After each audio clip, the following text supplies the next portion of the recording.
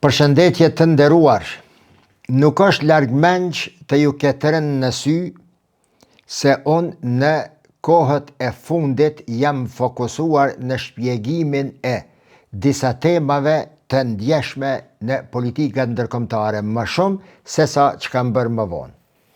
Përderisa para disa muajve, e mos të them para 2 vjete, deri para 2 vjete, fokusimi im kryesor ka qenë në shpjegimin e disa temave interesante. Të them kushtimisht të thella tema islame në islamistik, herher kam shkruar për lindjen e mesme për Turqinë, ka kohë që koncentrimi im kryesor është bërë në tema rreth politikave ndërkombëtare të një rëndësie të veçantë.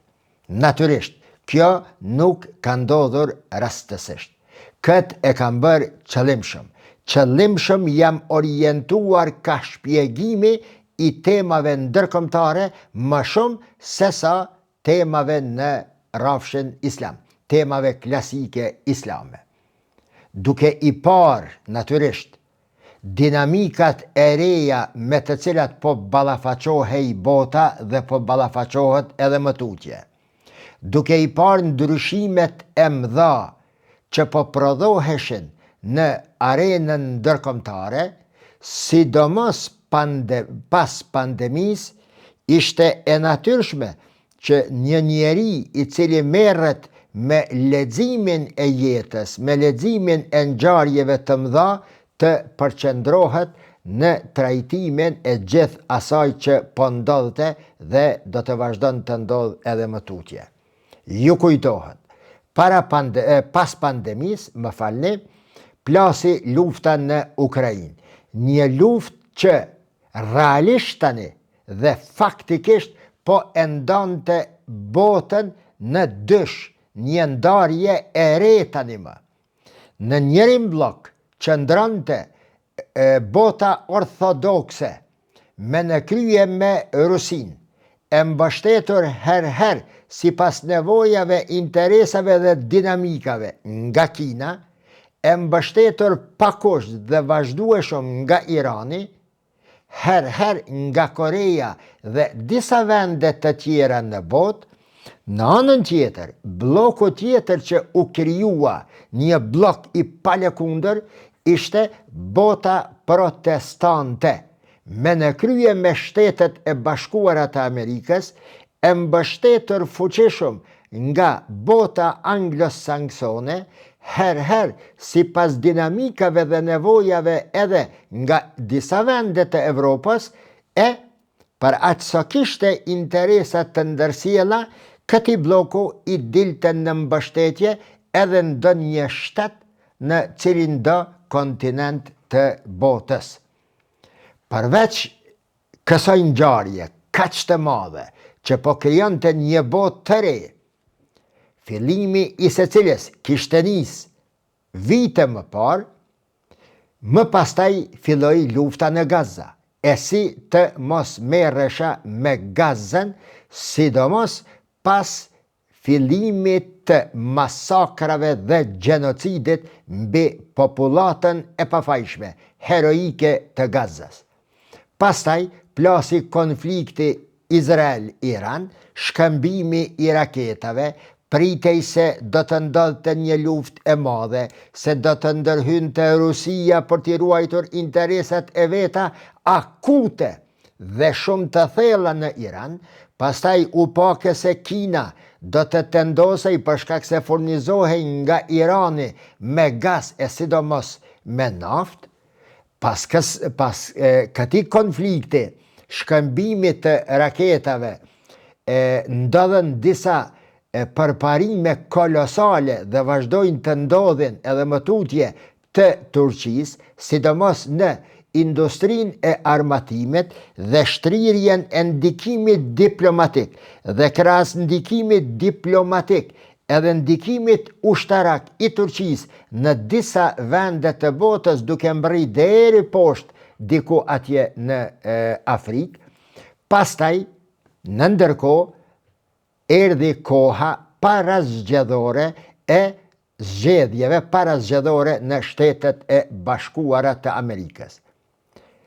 Si rezultat i kësaj kohe parazgjedhore, filluan disa të dalin të mugullojnë disa shenja të pabesueshme deri atëherë të një plasaritje të papar ndonjëherë brenda civilizimit qytetënimit perëndimor midis shëbave dhe Evropës.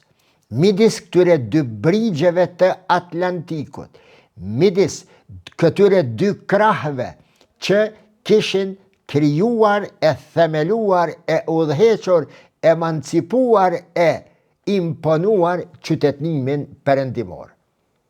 Si rezultat i gjithë kësaj, unë e kam përsëritur më shumë se njëherë se përfundoi rendi botëror i kaluar, i nisur nga pas lufta e dytë botnore.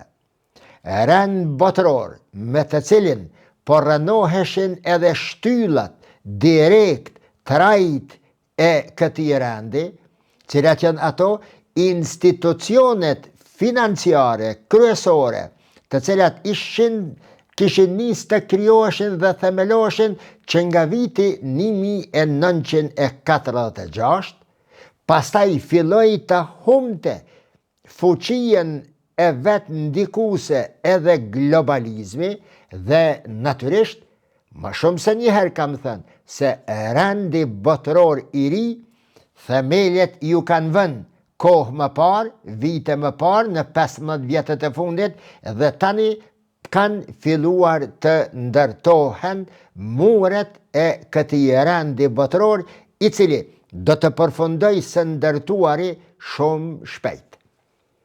Përgjatë shpjegimit të këtyre, e sidomos të kësaj sentencës, sekuencës së rendit të ri botëror, përgjatë kësaj kohe derisa e shpjegoja në analiza, në intervista të ndryshme, herë edhe në shkrimet e mia, unë vazhdimisht përgjatë kësaj kohe kam marrë kritika shumë herë të paqëndrueshme në përmasat të shpifjeve dhe shantazheve se ato që po i thoja se po mbaron rendi botëror me në krye me Amerikën janë shpifje nga unë, janë deklarata të paqëndrueshme, janë konstatime të pabazuara dhe se këto po i bëja për shkak se qëre një hoxh, ky nuk është analist, po është hoxh. Domethënë hoxha nuk bën me kon analist, ose analisti nuk bën me kon edhe hoxh. Një bot kuptim komunist, ateist, slavorus i ndaj të qenurit hoxh. Jo, hoxha do të me nejt veç në xhami, do të me fol në xhami, bile jo jashtë, po nuk bën me u përzije fort as në oborrin e xhamis, atë do të rregullojnë xhamati e leje më tutje. Hoxha shpjegimet e veta nuk do të mi bona për shtëpia, na për televizionin, na për ndaja, na për evinemente. Ato le t'i bojnë vetëm në xhami, sepse kjo ka qenë luftë e hapur e sistemit komunist jugoslav, se në Shqipëri e pa të mbyll krejt fejen, luftë e hapur e sistemit komunist kundër hoxhallarëve, kundër bashkësisë islame, kundër njerëzve të cilët e njihnin islamin, hoxhallarëve të them më saktë, duke mos ju lënë hapësirë atyre të japin kontributin e tyre, shpjegimet e tyre, edhe jashtëqyrëseve dhe hutbeve të xhamive ku punonin. Prandaj, gjatë kësaj kohe, jam akuzuar, edhe falë Zotit që jam akuzuar nga këta islamofob. E thash edhe me një studio dikun. Imagjinoni çfarë tragjedie do t'ishte për mua po të më mbështetnin mua islamofobët. Apo po të flisnin për mua fjalë të mira islamofobët. Islamofobët të cilët janë përfaqësuesit më të denj të idesë komuniste, ateiste, slavoruste, antishqiptare. Islamofobët të cilët akuzonin jo vetëm mua, por në këtë rast po flas për veten, me akuzat të budallakafta se une qëllimshëm, si hosh që jam pra, po flas kundër perëndimit, po flas kundër Amerikës, detyrimisht do të flas mirë për lindjen e mesme, sepse unë jam musliman, do të flas për Hanadollin, do të flas për Turqin mirë, sepse zaten nuk pritet prej këtij diçka objektive, kjo është subjektiv, është vetanak, është egoist, flet vazhdimisht për Erdoganin, për Turqinë, për atë dhe ajo që dua ta shpjegoj në këtë video pra, është kjo sekuenca e fundit e shpjegimeve të mia, kohëve të fundit se rendi botëror ka mbaru, rendi botëror i ri, në të cilin nuk është vetëm Amerika vendimarrëse, janë vënë themelët dhe tani po ndërtohet godina e cila do të përfundoj së ndërtuari shumë shpejt. Kjo është ajo që unë dua të them në këtë video të sotme. Gjatë qësaj kohe, miq të dashur, isha i fokusuar dhe përcjellja me vëmendje deklaratat e Donald Trump. Në anën tjetër, e shihja, dëshiroja ta lexoja atë metaskenën, prapaskenën se si po i përgjigjej bloku tjetër, i Biden dhe Kamala Harris, si e zhvillonin këtë dy tabore luftën e tyre për koltukun në zyrën ovale të White House-it. Akuza që ja bëni njëri tjetrit mu m'interesonin. Jo gjuha parazgjedhore. Jo, cilat akuza të mëdha, të cilat ndërlidhen me përcjelljen time të viteve të fundit në politikat ndërkombëtare.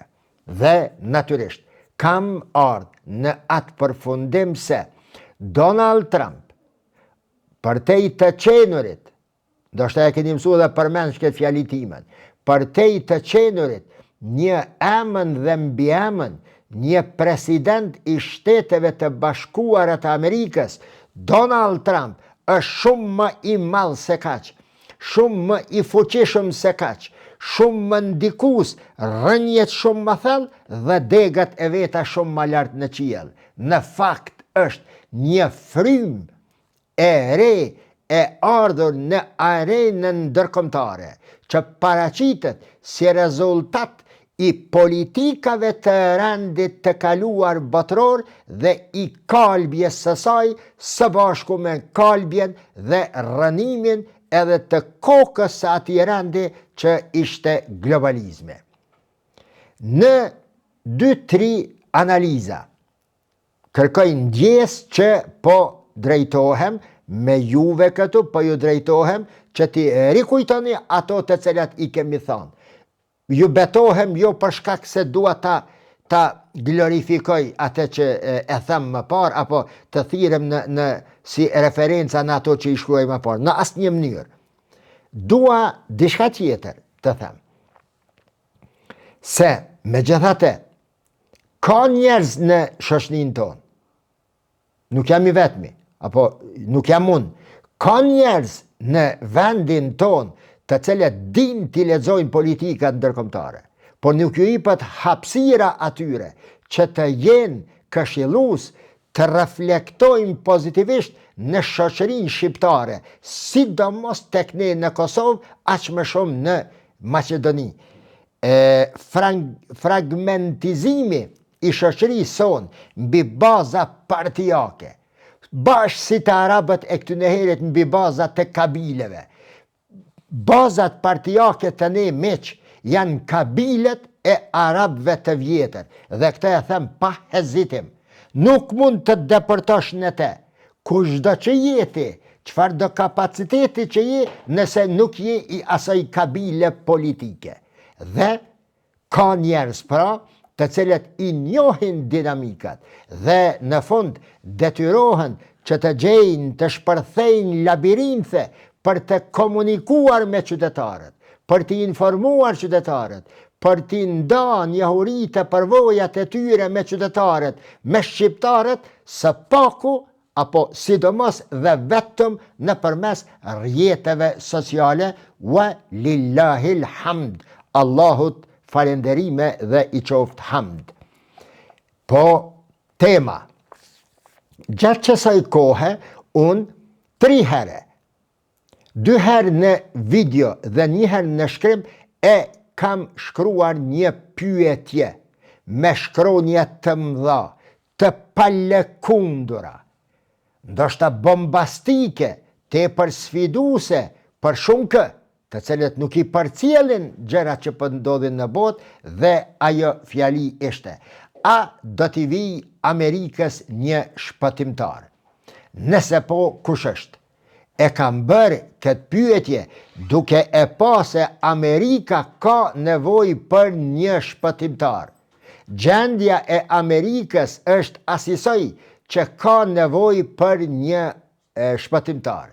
Dhe në pyetjen se a do t'i vijë pra, për shkak se e lexoja situatën amerikane dhe kush është ai, kam thënë tekstualisht, nuk është as Joe Biden me Kamala Harris që tentojnë të vazhdojnë politikën e tyre rënuese të Shteteve të Bashkuara të Amerikës, e as nuk do të jetë Trump, i cili me çdo kusht dëshiron ta çrënjos politikën e demokratëve të akomoduar në dekadat e fundit.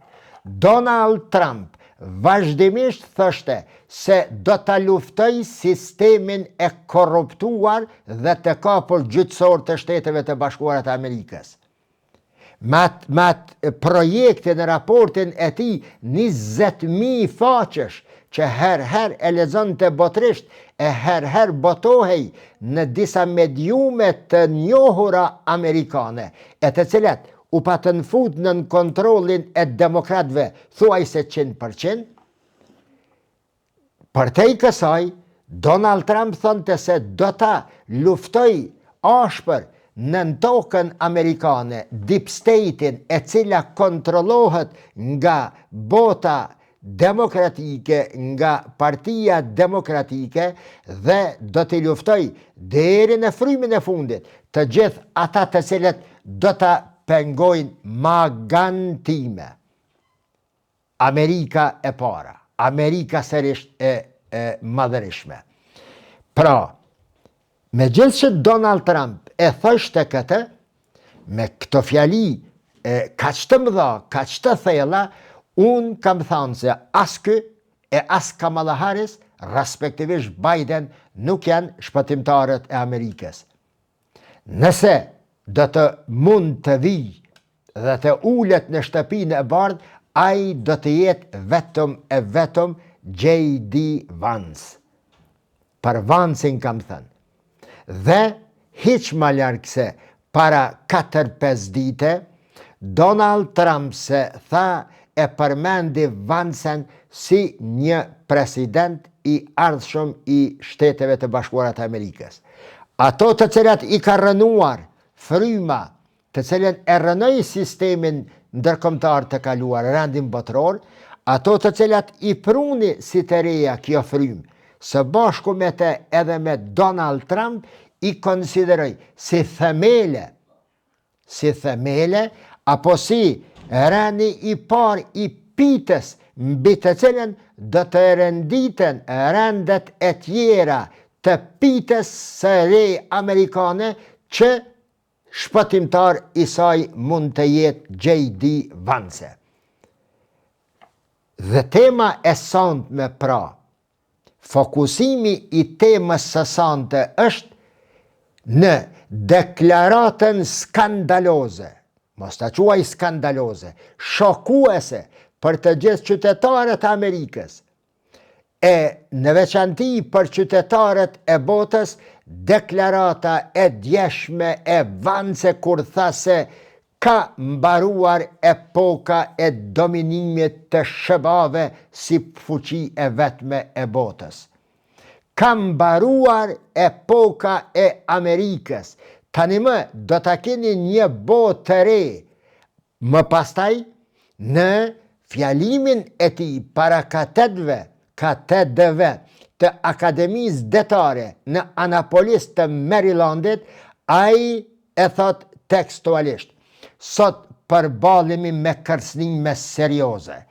Kina, Rusia dhe vendet të tjera janë të vendosura të na mboshtin në çdo front dhe vështirë se do të mund të arrijmë ti rrim në balë këtij sulmi që po i bëhen Amerikës nga të gjitha anët. Më pastaj vazhdon Vance se Shtetet e Bashkuara të Amerikës do të udhëheqin, do të ofrojnë politika të reja, jo konfliktuoze, jo në hyrje në luftë me botën, përveç në ndonjë rast të veçantë, siç tha Vance me rastin e Huthive në Yemen, por do të gjejmë, do të mundohemi të gjejmë dhe do t'ja arrijmë në krijimin e mekanizmave të ri, mekanizma këta që do ta shpëtojnë Amerikën. Shtetet e Bashkuara të Amerikës, thot Vance, pas rënjes së Bashkimit Sovjetik, shiko ku e çon punën, e pastaj unë akuzohem pro-rus e antiperëndimor pse i bëj këto analiza për vite. Shiko çka thot Vance dje, ato që ne mos thëm që po e thëm une, do të ishte krahasim banal, vërtet, por elhamdulillah, Vance po thot, pas rënjes së Bashkimit Sovjetik, politikbërësit tanë Amerikan supozonin se supremacia amerikane në skenën botërore ishte e garantuar. Megjithatë, e përfundon Vance, për një kohë të shkurtër, ne e pam se ne ishim një superfuqi pa asnjë të barabartë, por me një gjatësi shumë më të shkurtër se sa mendonin politikbërësit Amerikan që pas shpërbërjes së Bashkimit Sovjetik.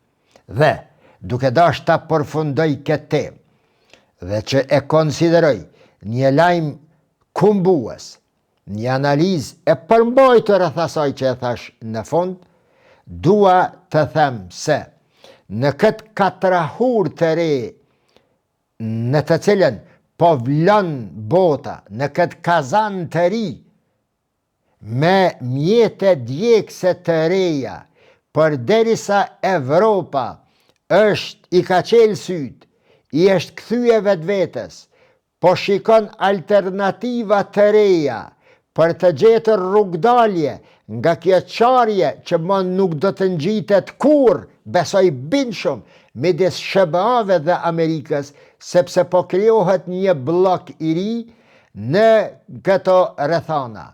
Edhe një herë po e përsëris, politikat shqiptare e në veçanti politika kosovare duhet të largohet nga qëndrimet e veta tekanjoze, ku edhe pas 20 herë përpjekje nuk arrin ta zgjedhin kryetarin e kuvendit, si kur të ishte ai kryetar i kuvendit mbret, despot, perandor, dhe si kur të ishte në anën tjetër i vetmi që do të mund të propozohej në vend të kësaj politike katrahur të pa akseptueshme në përmasa, ndoshta edhe në verice, në syrin e njerëzve të këtij vendi, në vend të gjithë kësaj, politikat shqiptare, Kosova në veçanti, do t'i hap syt dhe t'i bëj katër për të pa se ka po shkojnë rrethanat e reja në politikën ndërkombëtare. Duhet vënë kontakte në rrafshin zyrtar dhe diplomatik. Në rrafshin zyrtar diplomatik. E sidomos, po e përsëris për të tretën herë, e sidomos të vihen në qarkullim, të vihen në praktik, të vihen në aktivitet, mekanizma shqiptar, ftyra të njohura shqiptare, të njohur në botë, që do të mund të shërbenin Kosovës në rrethonat e reja që po krijohen. Unë kështu jam duke e pa këtë kohë në të cilën rendi i ri botëror veç çka nuk i është vënë kulmi. I kaluari ka mbaru me të gjitha marrëveshjet, me të gjitha aleancat, me të gjitha interesat dhe nënshkrimet e vëna biletër deri në ditën e uljes së Donald Trump në koltukun e Shtëpisë së Bardhë. Deri në një video të radhës, mirëmbëjtje.